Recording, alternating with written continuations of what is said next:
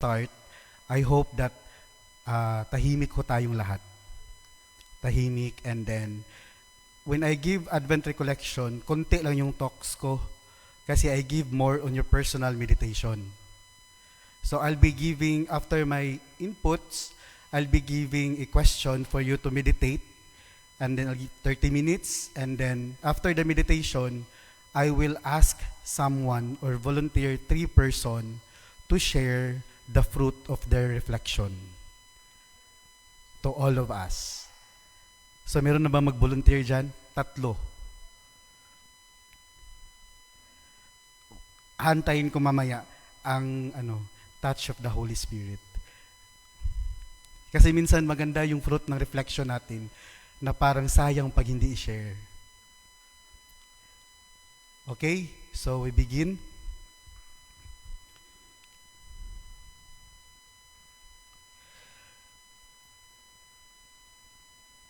The theme of my Advent today is Advent, a journey of anticipation and preparation. And later on, you would know why that is the theme that I choose. A journey of anticipation and preparation. So to start, we have our opening prayer through a song. In the name of the Father, of the Son, of the Holy Spirit. Amen.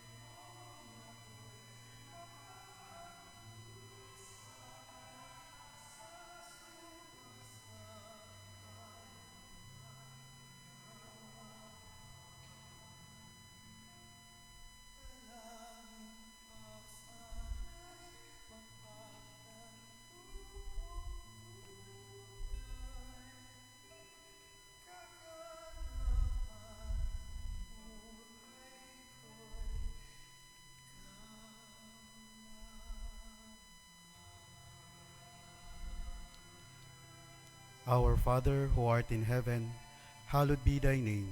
Thy kingdom come, thy will be done on earth as it is in heaven.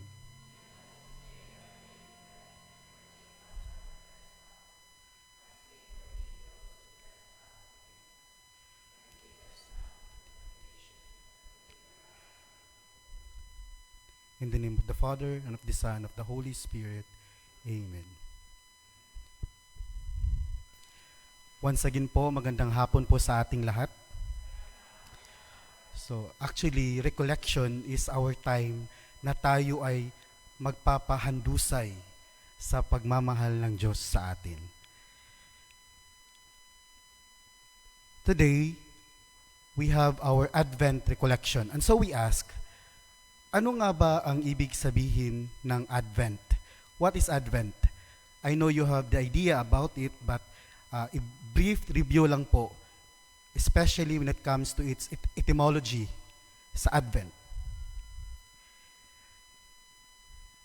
The word Advent comes from the Latin adventus, meaning coming or arrival.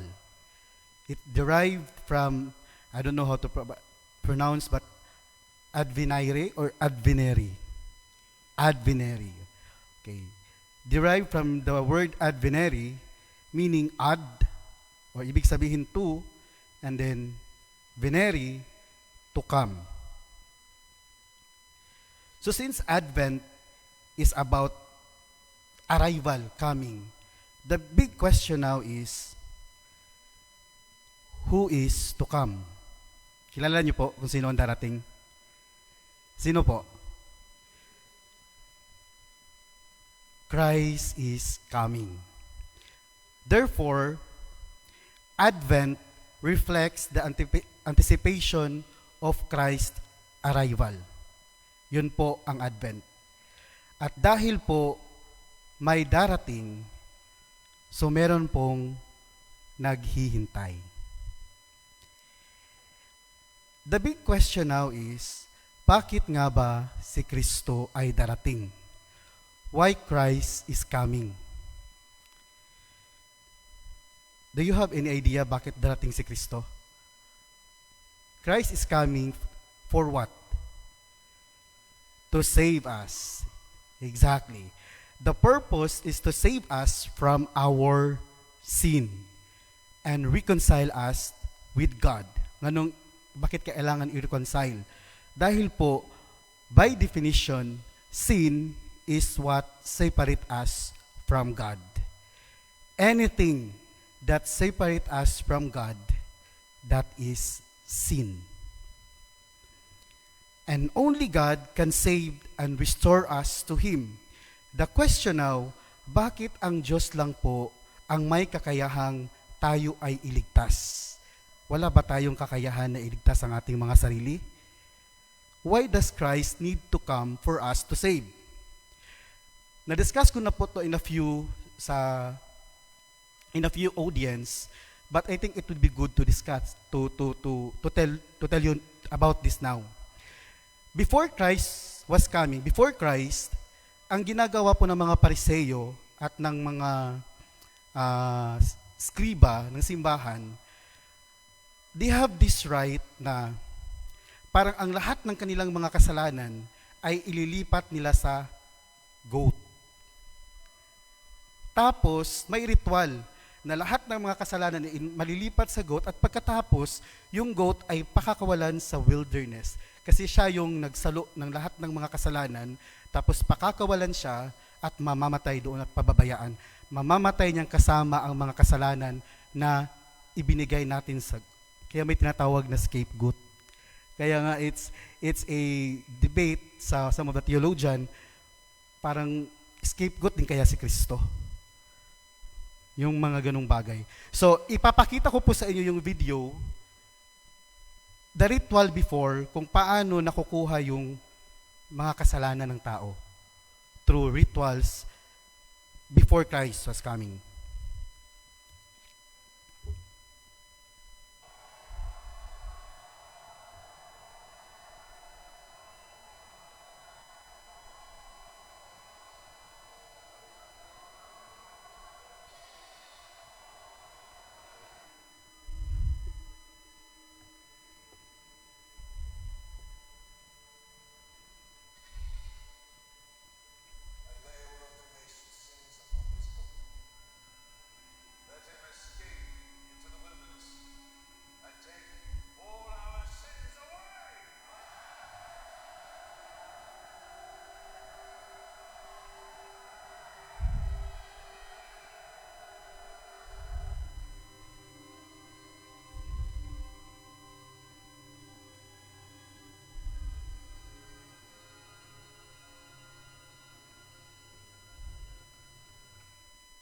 So yun po yung ritual dati, the Jews before Christ coming. But then, dati it has an effect. Pero sabi nga ng mga theologian, sa sobrang laki at grabe ng kasalanan ng mga tao, na ang ritual po na ito, wala na po siyang salvific effect. The sin of humanity has become grave and deep and very, very sobrang kasalanan na ang ritual na ginawa na yun ay hindi na po siya nakakasave sa mga tao. And that is why Christ need to come to save us from our sin. At siya na yung Lamb of God who will take away the sins of the world. Kaya nga si Kristo is the sacrificial lamb. Kaya po, kailangan niyang bumaba dahil kung hindi siya bababa, hindi ho tayo maliligtas. Because only Christ is the offering that is pleasing to God. Wala na pong iba. Yun po. According to the Catechism of the Catholic Church, there are two comings of Christ. May dalawang pagdating ni Kristo. May idea po ba kayo kung ano yung dalawa? The first coming is the birth, the incarnation. And that is the kind of Advent that we are commemorating today. Yung pagdating ni Kristo, yung pagsilang niya, yan po ang araw-araw natin na yearly natin sineselebrate ang Advent. The Advent of the first coming of Christ, the coming of Jesus in the history. Jesus came as Savior to redeem humanity. And the Word became flesh. Thus, the focus of the Advent season, celebrating the mystery of the Incarnation. So before the Christmas is coming, we are to prepare ourselves to celebrate that great mystery of Incarnation, which is the ultimate reason is for our salvation. Ganun po yun kahalaga. The second, ano po yun? The second coming. The parousia. Jesus will return as the just judge. According to the Catechism of the Catholic Church, it reflects the church anticipation of Christ's return in glory. So alam nating may darating at tayo naman ang naghihintay. The big question now is, as we wait for His coming, what must we do? Alam niyo po, kapag naghihintay tayo, boring, di ba? So we do anything para mawala yung pagka-boring natin. Cellphone. But the question is, yun ba talaga ang dapat nating gawin? What must we do? We wait for Him worthily. Our waiting, as I quote it, must be a salvific waiting. A waiting that can save us. Isang pag-aantay na nagbibigay sa atin ng kaligtasan. Thus, all of us, we are called to live an Advent life. Ang Advent pala, hindi lang siya sa panahon ng bago magpasko, but throughout our life is an Advent life. Yun po ang totoo. What is an Advent life? A life of preparation for Christ's coming. Acknowledging the unpredictability of life and the second coming. Nobody knows when is Christ is coming. Are we ready if Christ comes today? Alam niyo po, wala ho tayong idea kung kailan babalik ang Diyos. But we know that anytime from now, pwede tayong mamatay. At kung mamamatay tayo, handa ba tayo sa ating kamatayan?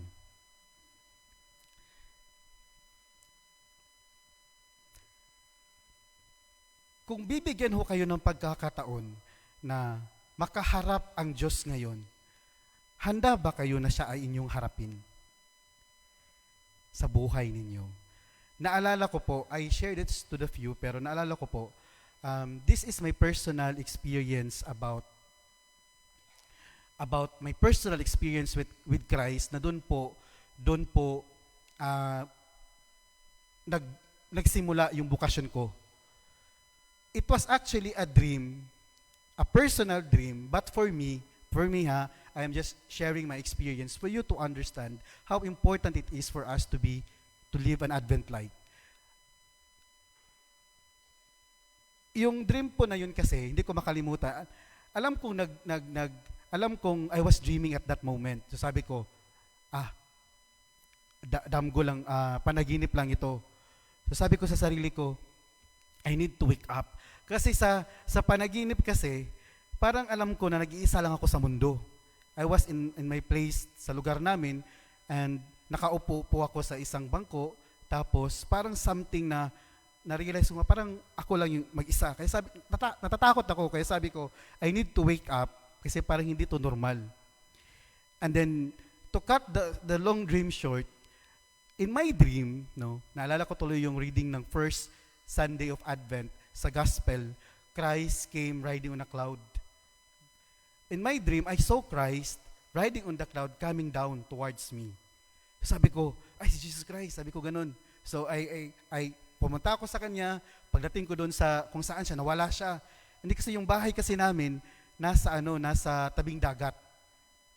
So, nung pagkawala ni Kristo, may isang batang naglalaro sa dalampasigan. So, sabi ko, ay, si Baby Jesus.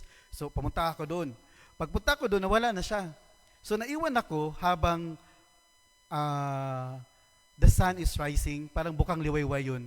So, napaiwan ako nakaharap sa araw na about to rise. And something strong energy at my back na parang humihigop sa akin. So, I turned back. Pagtalikod ko, I saw him. In my dreams, I saw him. And when I recognized that it was Christ I saw in my dream, sabi ko, kung ano ang sasabihin niya, dapat isusulat ko sa sand para pagising ko, hindi ko makalimutan. Because I was unprepared to face Christ even in a dream. So I take off my sandal, and then out of nowhere, hindi ko alam kung bakit yun po ang nasabi ko. Out of nowhere, lumuhod po ako at humahugulhol. Hindi ko alam kung bakit yun po ang na bumitaw sa mga labi ko. Sabi ko, Lord, napatawad mo na ba ako sa lahat ng aking mga kasalanan? Alam niyo po, ang sagot ng Diyos, ang siyang nagpabago sa aking buhay. Ang sabi po ng Diyos, July, even before you made the mistake, I have already forgiven you. Grabe ang Diyos. Sabi ko, naisip ko, oo nga, no? Kasi, alam naman Diyos na kapag ipinanganak ako, magiging problema ako sa aming pamilya, maging problema ako sa komunidad. But still, He gave us life. Anong klaseng pagmamahal na meron ng Diyos na kahit hindi mo pa nagawa yung kasalanan, pinatawad ka na? Nasabi ko na lang sa sarili ko, sabi ko, itong Panginoon na ito, wala siyang ibang ginawa kundi mahalin ako. Ako naman, wala akong ibang ginawa kundi ang saktan siya.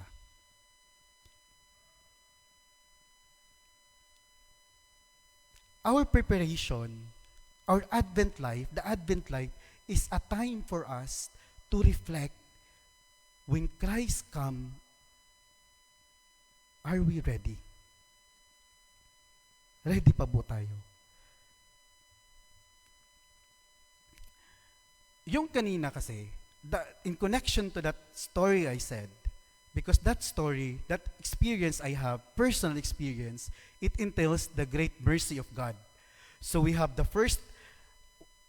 known coming of Christ is the coming in incarnation, the birth, and then the second coming, the parousia. Sabi nga nila, the first coming, Christ came as a Savior.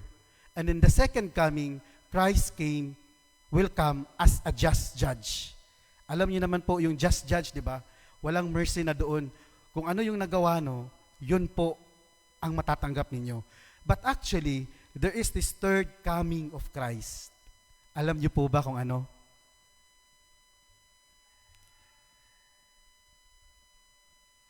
Sabi ni Saint Faustina, sinabi sa kanya ng Diyos, sinulat sa diary niya, sabi niya, before God come as a just God, He will come first as a merciful God. And then the third coming of Christ is, in between the first and the second, there is the daily coming of Christ, the merciful presence of Christ in the Holy Eucharist. Dito na po makikita natin kung gaano kahalaga ang pagsisimba araw-araw.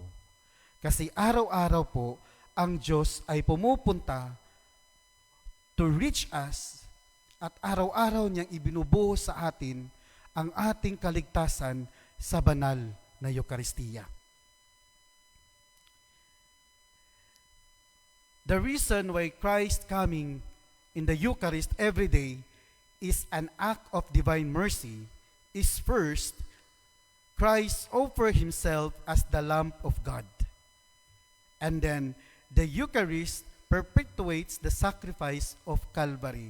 Ang sabi nga daw ng isang theologian, nangyari the Passion of Christ happens 2,000 years ago. But what happened 2,000 years ago perpetuates in the Eucharist. Araw-araw po, nangyayari po ang nangyari noong 2,000 years ago upang tayo po ay iligtas sa kasalanan.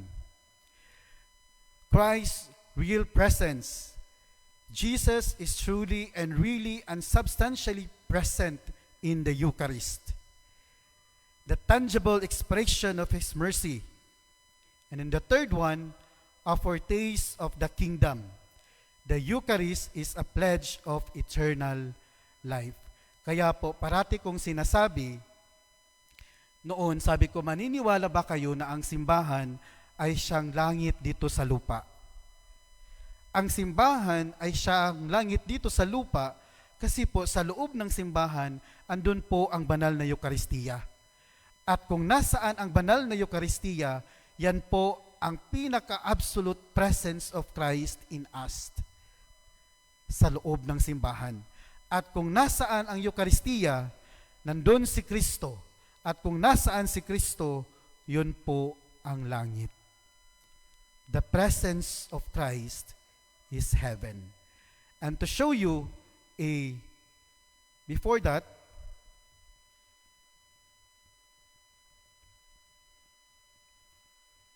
I would like to show you a brief video presentation kung ano talaga ang nangyayari tuwing nagsiselebrate tayo ng misa.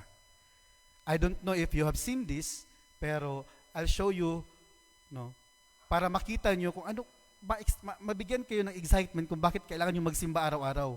This is what happened in the Mass daily. Every time we celebrate the Mass, this is what actually happened.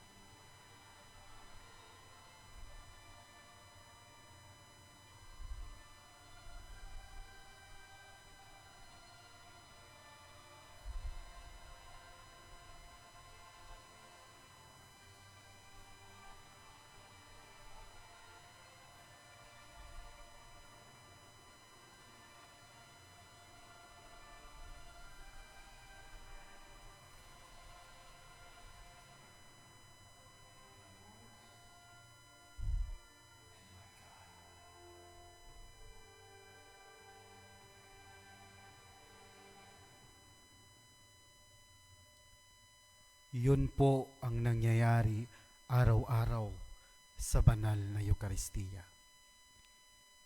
Hindi pa ba kayo magsisimba? Alam niyo po, sinasabi ko po talaga sa sarili ko, pag ang isang tao ang nakasentro ang kanyang buhay sa banal na Eukaristiya, I do not think he will not change. I do not think that he will not change. Sa totoo lang po, my vocation started in that dream. Sorry. Pero, it was grow deeper in the Eucharist. That dream, sinat aside ko siya for a year, kasi growing up, I did not dream to become a priest. Never. And then, after that year, parang bigla yung emptiness sa heart ko. And then, ginawa ko yung lahat para ma-fill up yung emptiness ko. Sinubsob ko yung sarili ko sa trabaho ko. I did all my best. But yung emptiness na yun, parang hindi nawala. And then sabi ko, magsimba kaya ako kahit hindi linggo. So nagsimba ako. When the priest elevated the body and blood of Christ at that very moment, is as if it was the first time that I go to church. Kasi yung emptiness na naramdaman ko sa sarili ko, parang biglang napuno at nag-uumapaw. Nasabi, I did not learn this from the catechism or because I was not had a proper catechism instructions growing up. Nasabi ko talaga sa sarili ko, the Holy Eucharist is actually a celebration of love na binubuhos ng Diyos araw-araw sa atin. Isang pagmamahal na binubuhos ng Diyos na parati nating binabaliwala.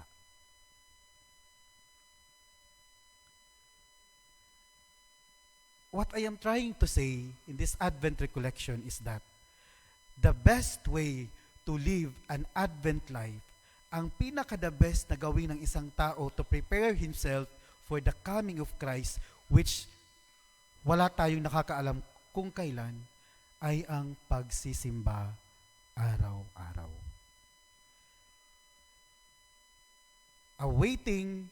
A salvific waiting is a life that's centered on the Holy Eucharist. Pagkatapos nung pagsimba ko nun, nung biglang napuno yung emptiness ko, nagtatrabaho pa ho ako nun. Since then, gumigising ho talaga ako every 5 a.m. and I have to be in the church 5:30 to pray the rosary. Then pagka 6 a.m., magsa-start na yung Holy Mass. Every day, kahit nagtatrabaho ako, nagagawa ko pa rin magsimba araw-araw. Kaya minsan, hindi ko po tinatanggap yung rason na hindi ho ako nakakapagsimba araw-araw kasi may trabaho ako. Busy po ako. Kung kaya naman po sa oras, bakit hindi po natin gawin araw-araw? Araw-araw, binibigyan tayo ng oportunidad para maihanda ang ating sarili sa pagdating ng Diyos dyan sa banal na Eukaristiya. Yan lang po talaga ang pinaka-bottom line sa Advent Recollection. The Holy Eucharist, ang pagsimba araw-araw, is a waiting that saves.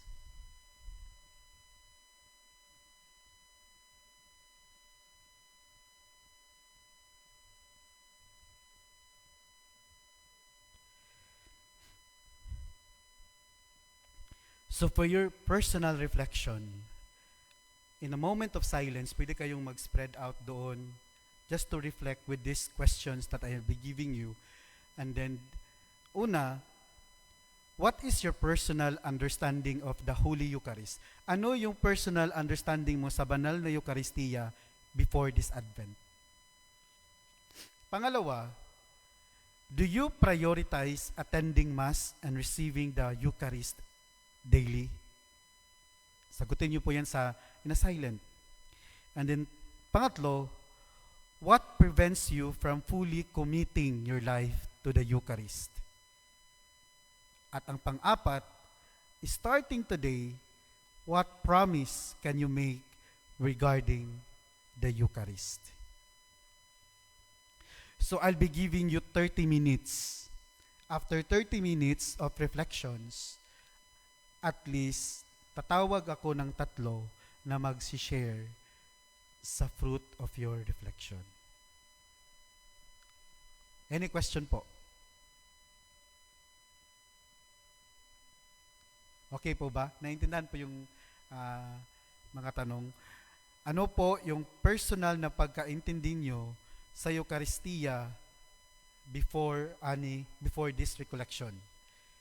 And as you reflect with your life, do you really prioritize attending Mass and receiving the Eucharist daily?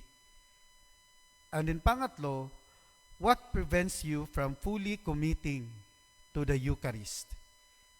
At pang-apat, dahil alam mo na ang totoo ngayon, starting today, what promise can you make regarding the Eucharist?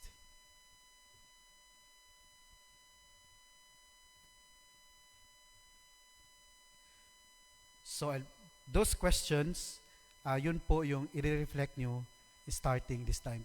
If you want to need personal time, you can go out and then walk, or you can stay there just to reflect on the questions given to you.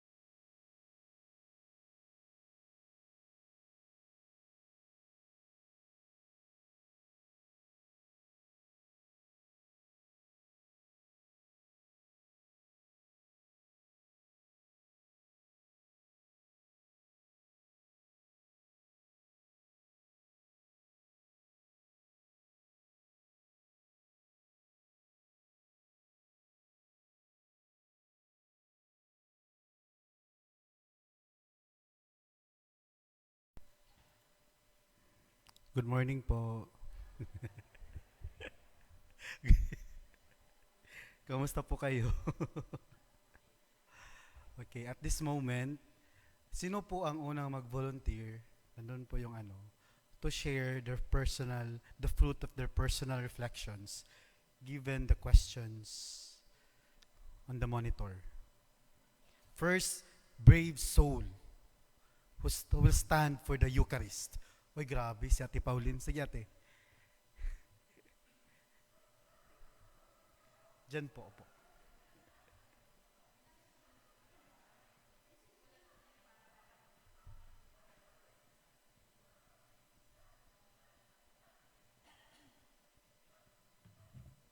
Magandang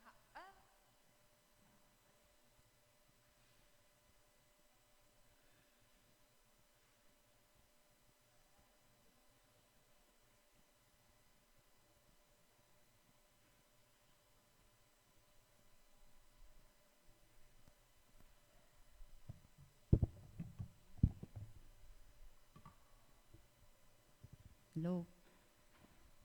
Hello. Hi. Ay, sorry po. Ah, sa akin, ah, maraming beses nang nag si si Rev dati na ngayon ay pari na. Palagi pag sa meeting namin sa Legion of Mary, hindi niya pinapalampas ang pag-explain sa amin about the Holy Eucharist, ang banal na Eucharistia. Sa akin, yung number one, sa akin, the Holy Eucharist for me is a way of life. Daily attending the Mass becomes a habit that is hard to break. We become what we do, think, and say. Kapag araw-araw tayo nagsisimba, nararamdaman natin na unti-unti, dahan-dahan, natatransform tayo. Yung dating, kunwari, minsan bugnutin, minsan yung madaling magalit, ganyan, na unti-unti na nababago. And then question number 2 and 3, pinagsama ko na.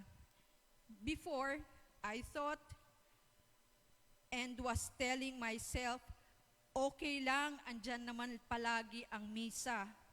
Pero what I didn't realize was that I was missing out on the most important, the most essential part of my life, that I cannot live without Christ. And that I feel weak without Jesus.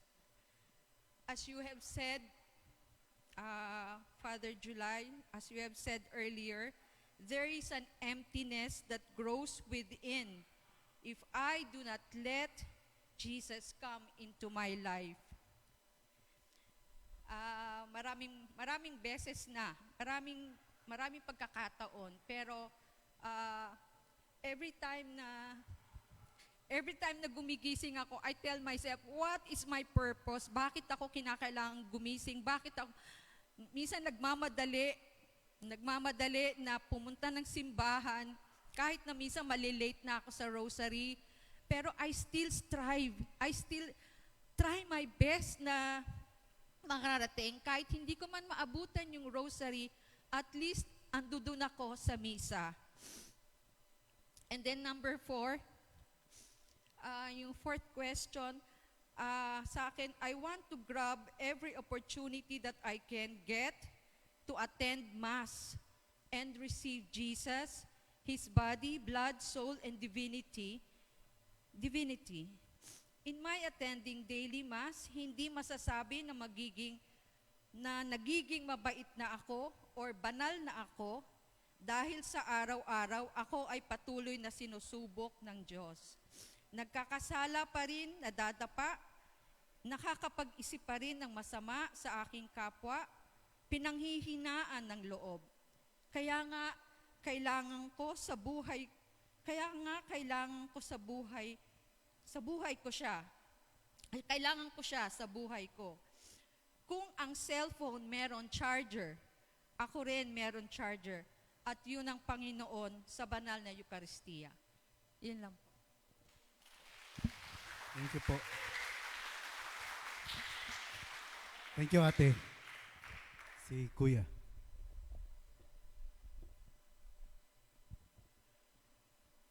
Magandang hapon sa inyong lahat. Question number 1, what is your personal understanding of the Holy Eucharist?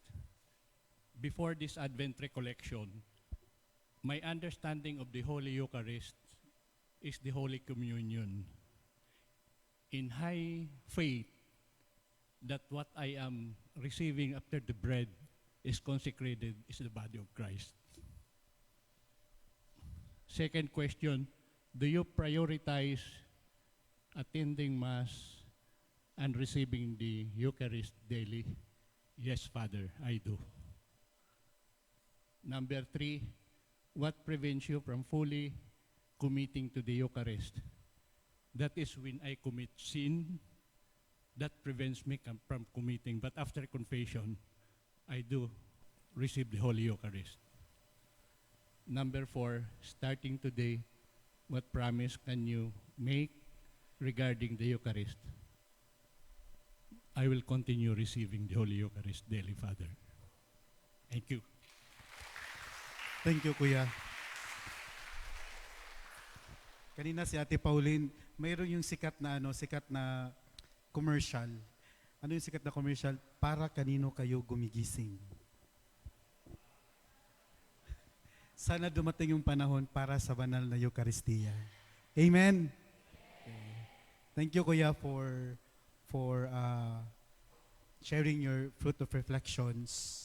I was touched when you said na hindi ka nagre-receive kapag nakakommit ka ng sin. It was actually anong tawag doon, a highly debatable sa mga theologian. Kasi di ba sabi nga nila, bakit mo ipagkakait ang banal na Eucharistia sa mga makasalanan? Where in fact, Christ came for the sinners. So, wala namang ano doon, pero ang sa akin lang talaga, follow what your heart tells you. Pero pinaka-importante pa rin talaga ang mangumpisal before receiving the Holy Eucharist. Because the confession is the best purification and preparation to receive Christ in the Holy Eucharist. Amen. Sino pa ang wala ng umpisal dito?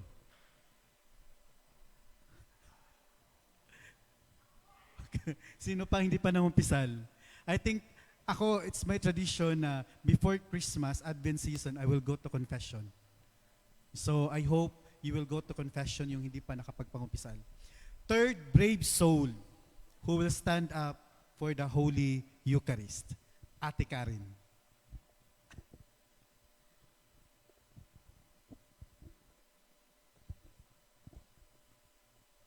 Father, okay lang po basahin? Babasahin ko na lang. Babasahin ko na lang. For the first, I will incorporate all the questions na lang. In the beginning, I just went through the motions without really understanding the whys of the Mass. It was the way I was brought up. Yun na ang kinagisnan ko. Then I became a member of LECOM, initially to set an example for my son. Gradually, however, the Lord purified my intentions, and so I started to read up more about my role as lector, what I should do, what was expected of me, how to prepare, etc. I was interested in deepening my understanding and becoming a good role model. Still, my knowledge about the Mass was sorely lacking until one day, a parishioner who is present here tonight lent me a book, Home Sweet Rome, written by Dr. Scott Hahn, a Protestant who converted to Catholicism. Because of that book, I learned that YouTube could be my best friend. I started binging on Scott Hahn and other Protestant converts, which led me to other Catholic speakers. One very common thread among these speakers was their emphasis on the role of the Mass, or the value of the Mass. Through them, I gained a deeper understanding of the parts and the whys of the Mass, such that I was inspired, compelled even, to attend daily Mass. Now, Mass is a priority for Kuya Al and myself, and it has to be a physical Mass so we could receive the body, blood, soul, and divinity of Jesus. Kung hindi sa San Lorenzo, sa ibang simbahan kami nagsisimba, kahit saan, basta lang makapagsimba. Ngayon, I continue to pray that Jesus will continue to transform me. For the fourth question, I continue to pray that I be present meaning I am here in all the parts of the Mass, because sometimes our minds wander during the Mass, diba? Especially during homily or especially during the Eucharistic prayer, ang haba-haba ng sinasabi ng pare, our minds wander. So, my promise is to try to be present during the entire Mass. That is my experience. Thank you po.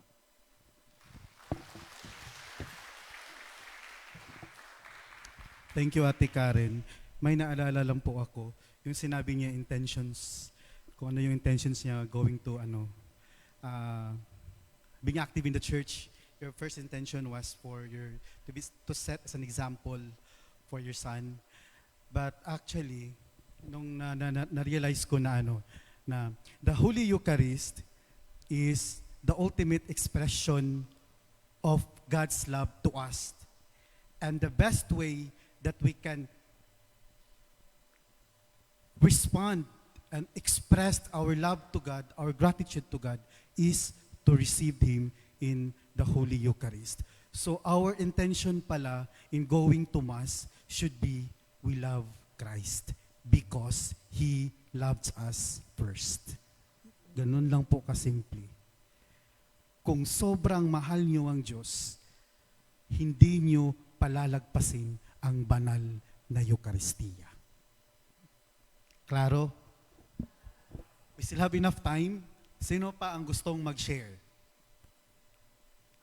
Before I will end the recollection. Anyone? Nakatingin ako doon. Oh, ti Ate Josie. I'll make it after Ate Josie and then last one.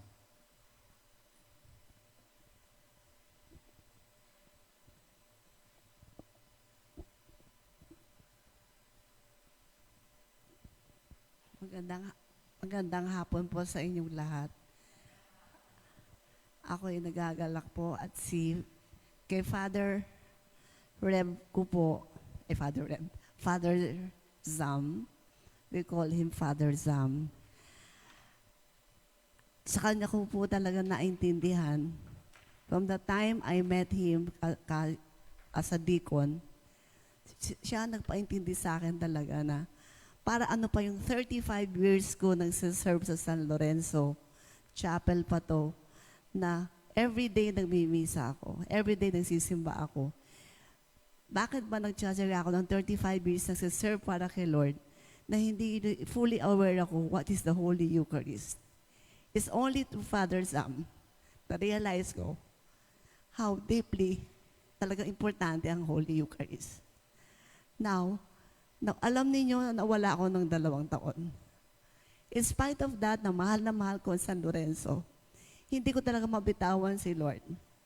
Kaya doon ako pumunta sa ibang simbahan para lang madama ko pa rin siya. At sinabi din nga po ni Ate Pauline kanina at saka ni Ate Karen, hindi buo ang araw ko kung hindi ko umpisahan sa misa. There are times na talagang puyat ka, pagod ka na sa simbahan, nagka-aksidente ka na't lahat. Hindi makukumpleto ang araw ko kung hindi ko umpisahan sa misa. Kahit na ganong kaaga pa ang misa, hindi ang paghahanda sa simbahan, I'm always there. And I learned a lot from deacon pa lang si Father Zam. Siya po nagturo sa akin paano intindihin sobra-sobra ang sacramentary, which 35 years ko din po pinag-aralan yan. So far, ang grade ko kay Father Sam, siguro po, sa mga 90% po ang aking grade. Hindi naman 100%. Kasi po, marami ho nakakaalam that I became a religious before. Kasi sanay na po ako sa mga galaw simbahan. But this time, it's a real deep experience. I realized the Holy Eucharist is really Lord. And I take Him wholeheartedly with my heart with sincerity. And kaya ako na in tears po kasi lahat ng dinasal ko kay Lord, simula nang talagang dedicated na ako kay dito, nasagot po lahat ng aking dasal. Lahat po, wala po siyang hindi sinagot sa akin. Gaya po ngayon, only this morning, 2 sa aking dinasal for the past 6 months. Nasagot na po ni Lord ang dasal ko. Kaya I'm very amazed kay Lord that I really praise and glorify Him. Salamat po. Salamat po. Na-remind lang po ako, may nagsabi po kasi, kung sino man ang, anyone who would approach the Eucharist, hindi ho siya nire-reject ni God. Kapag banal na Eucharistia na po, ibibigay ho talaga niya. Because that is His ultimate expression for His love to us. Last po, si Ate Cathy. May dalawa na. Okay lang, may time pa si Ate Cathy muna, tapos si Ate Aida.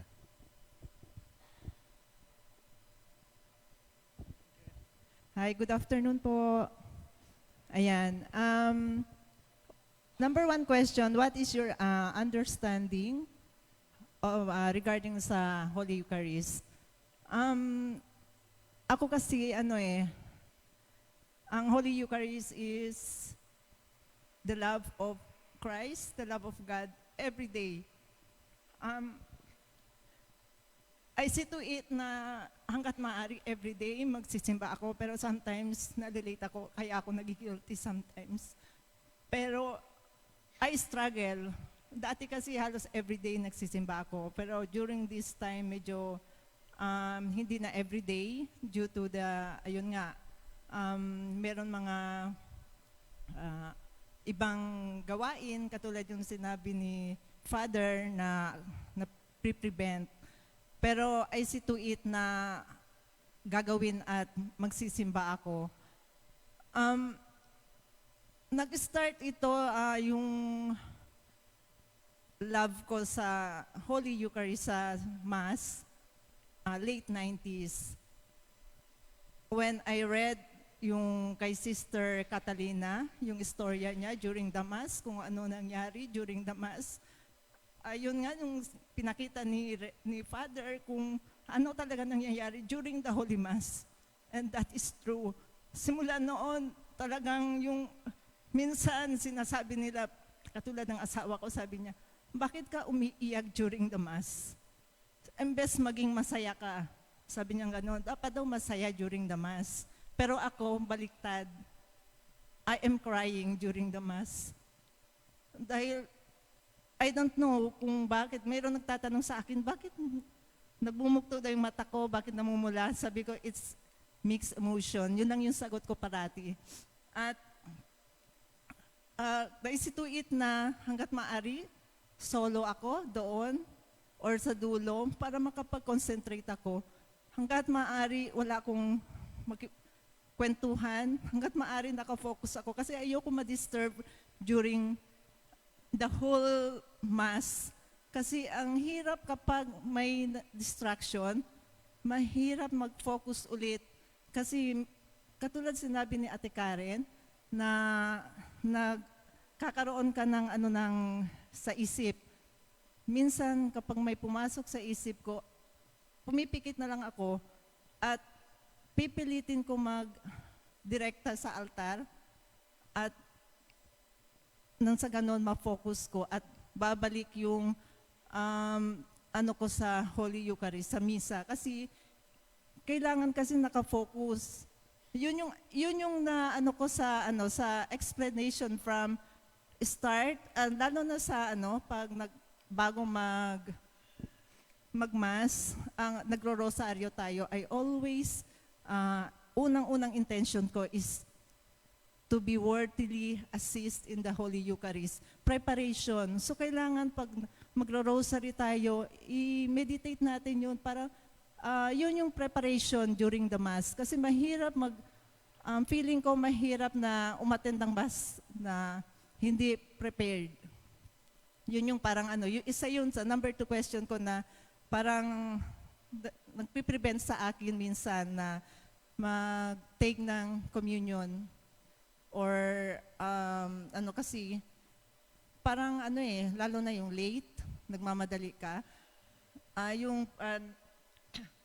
Yung explanation ni Sister Catalina na during papunta ka pa lang sa simbahan to attend Mass, nagmamadali ka, and then may nakasalubong ka na humingi sa'yo ng tulong, or may and then dahil sa nagmamadali ka, dire-diretso ka, hindi mo siya pinansin. Yun pala ay isang kasalanan. So, parang feeling ko ganun. So, yun yung isa sa ipinagdarasal ko na naway na magiging worthy kasi naging hindrance yun sa akin minsan na mag-take ng Holy Communion. Yun po. And then, starting today, what promise can you make regarding the Eucharist? Yun nga po, I struggle na sana hindi ako malate para hindi ako magigilty. And then, pangalawa is yung siguro hihikayatin or help spread yung mga to instruct yung mga innocentin, tutulong, lalo na yung mga naman ng LOM, isa yun sa mga works ng LOM. Thank you po. Thank you, Ate. Ate Aida. Yeah, it's just a short sharing, like number 1 question, what is your personal understanding of the Holy Eucharist? For me, it's really being in commune with God. Because ever since we were kids, tatlo kaming babae present ngayon for this, our parents really brought us up in such a way that we would always go to church, especially every Sunday. And as I became involved here in this parish, mas lalo kong nakikita yung significance of really being a Catholic and attending the Mass. And as what Ate Cathy mentioned about yung book ni Sister Catalina, The Sharing, that is a very good inspiration. It was Sister Nova who practically shared that, na ang dami palang miracles na nangyayari na hindi natin nakikita with our eyes. In the same way as the film that pinakita ni Father kanina, I've practically shared that to the Facebook page of the altar servers for them to realize also that being there in the altar as the altar service is really a blessing, it is really a grace. Nakikita mo yung significance of your involvement, especially in the church, when you are there sa altar. Mga Mother Butler, the same thing. Ganun rin, yung being there also with the angels, especially pag dumating na yung Holy, Holy of All Holies. Ganun yun. So, for me, it is God's love being given to everyone, especially during consecration, when you see during the liturgy of the Eucharist, dun yung talagang suffering niya nangyayari. So, in commemoration. So, do you prioritize attending Mass and receiving the Eucharist daily? Pre-pandemic, I really prioritized that. Medyo nag-change na lang nung pandemic and after pandemic with so many things that happened in my life. Pre-pandemic, yes, kahit saan ako dalhin, basta may oras ng Mass, from church, lahat yata ng simbahan sa may Ortigas area, napuntahan ko basta maka-attend ako ng church. Kung makauwi man ako at abutan ako dyan sa landmark, sa Our Lady of, the church there, or the St. Michael Church there, nagsisimba rin ako, nandun ko pa nga rin nakita isang SCJ priest na nag-mass doon. So, and what prevents you from fully committing to the Eucharist? When you say Eucharist, of course, that's receiving Holy Communion. But when you say for the full Mass, syempre tumanda na rin ako, medyo malayo-layo yung pinanggagalingan, may masakit na buto. paglalakad ka malayo, masakit ang singit, or what, ano. So, it's maybe the movement or body pains or even the blood pressure na umaabot ako ng 200/100, takot na ako maglakad pag ganon. So, that was what stopped me from attending Mass on a regular basis, ganon. So, pero whenever possible na kung saan man ako madayo na may misa, I take that every opportunity to do that, no? And starting today, what promise can I make regarding the Eucharist? Again, as I mentioned earlier, kung saan ako madala, I will always take that opportunity to be in commune with the Lord. If not during the Mass, at least adoration chapels ng mga simbahan na mapupuntahan ko. End of my sharing. Thank you po, ate. So maraming salamat po. So I hope at this moment we have that deep understanding why we need to go to attend the Mass daily. Because ultimately, for the Holy Eucharist. Kasi po, sa totoo lang, from the Holy if yung Eucharistia po kasi yung sentro ng buhay natin, from the Holy Eucharist flows all graces that we need in life, actually. And ultimately, sa totoo lang po, ang banal na Eucharistia is our last hope of salvation. So, an Advent life is a life lived fully to the Holy Eucharist. Okay? In conclusion,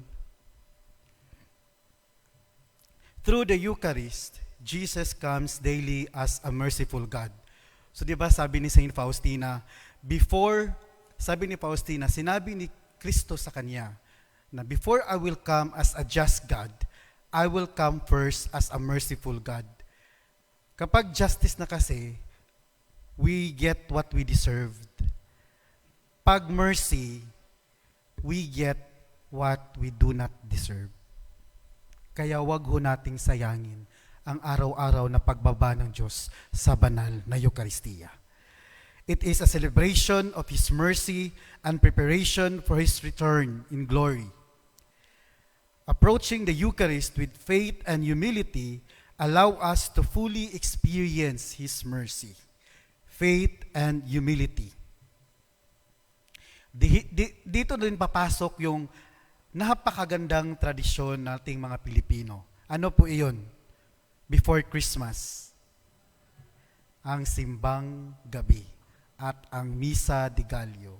For me, it's very, very good and great tradition of the Filipino kasi yan po, ang simbang gabi at ang Misa de Gallo ay ang ating paghihintay sa Diyos that will give us salvation. Meaning, as we wait for Christ, Christ is waiting with us in the Holy Eucharist. Ganun po, Eucharistia lang po talaga ang sekreto ng buhay.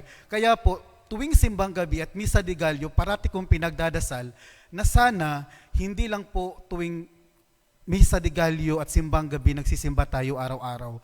I hope that simbang gabi and Misa de Gallo will bring us to a deeper love to the Holy Eucharist. Na umaabot na sa punto na ang banal na Eucharistia ay siyang pinakasentro na ng ating buhay araw-araw. Yun po ang parati kong dasal tuwing nagsisimbang gabi at Misa de Gallo. Hindi po yung magsisimbang gabi at may Misa de Gallo ako kasi may hihilingin ako. And ibibigay yun ng Diyos kapag nakomplito ko yung 9 days. But I deeply hope that through this Filipino tradition, we fall in love more with the Holy Eucharist. And that is why ang simbang gabi at ang Misa de Gallo is an expression of deep faith and joyful anticipation. A unique preparation for the Christ coming in the Filipino Catholic tradition. Therefore, Advent is actually a journey of anticipation and preparation, all centered in the Holy Eucharist. Maraming salamat po.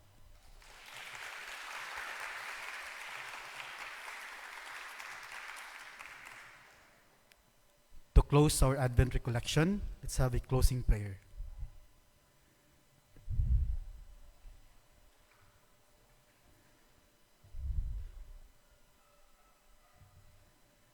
In the name of the Father, and of the Son, and of the Holy Spirit. Amen.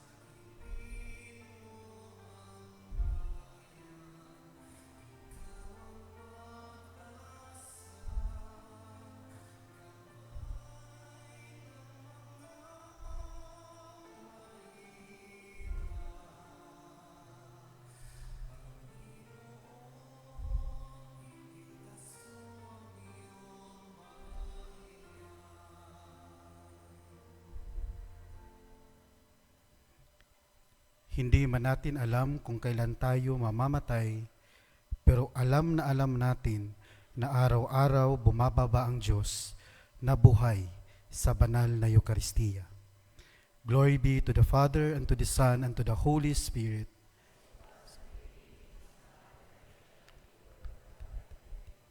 In the name of the Father, of the Son, of the Holy Spirit. Amen. Magandang hapon po.